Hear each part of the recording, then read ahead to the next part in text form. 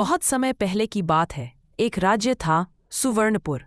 वहां के राजा वीरेंद्र सिंह बहुत बुद्धिमान और न्यायप्रिय थे।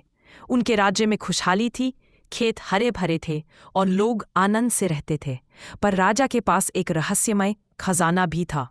ऐसा खजाना जो सोने चांदी का नहीं था, बल्कि जादुई शक्तियों से भरा हुआ था। कहते हैं कि वह खजाना राजमहल के नीचे बने गुप्त तहखाने में छिपा था। उस पर एक मंत्र लगाया गया था, जो लालच करेगा वो पत्थर बन जाएगा।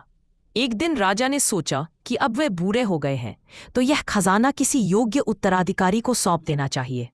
उन्होंने अपने 3 बेटों को बुलाया, युवराज अर्जुन, मध्यराज विक्रम और कनिष्ठ राजकुमार सोमेश। राजा ने कहा, जो ये साबित करेगा कि वह इस खजाने के लायक है, वही इसे पाएगा। तीनों को एक एक मंत्रयुक्त चाबी दी गई और 3 दिन का समय। पहला दिन, अर्जुन ने सोचा, अगर मैं सारे सैनिकों को साथ लेकर तहखाने में जाऊं तो कोई मुझे रोक नहीं पाएगा।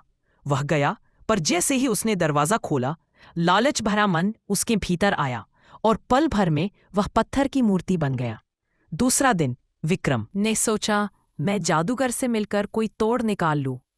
उसने जादूगर को सोने के सिक्कों से खरीदा, पर खजाने के पास पहुंचते ही जादू ने उल्टा असर किया और वह अदृश्य होकर वहीं हमेशा के लिए भटकने लगा। तीसरा दिन, अब बारी थी छोटे राजकुमार सोमेश की। वह शांत मन से गया और खजाने के द्वार पर जाकर बोला, मैं इस खजाने को पाने नहीं, इसकी रक्षा करने आया हूं। द्वार अपने आप खुल गया। अंदर सोना चांदी नहीं, बल्कि एक चमकता हुआ रत्न था, ज्ञान मणि। उस रत्न से आवाज आई, सच्चा खजाना सोना नहीं, निष्काम भाव है।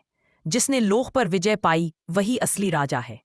राजा वीरेंद्र सिंह ने गर्व से कहा, अब से सुवर्णपुर का असली खजाना तुम्हारे हृदय में रहेगा, बेटा। और इस तरह सोमेश न सिर्फ राज्य का उत्तराधिकारी बना, बल्कि ज्ञान और न्याय का राजा कहलाया। सीख: सच्चा खजाना धन नहीं, बल्कि ईमान, ज्ञान और निस्वार्थता होती है। Please subscribe my channel.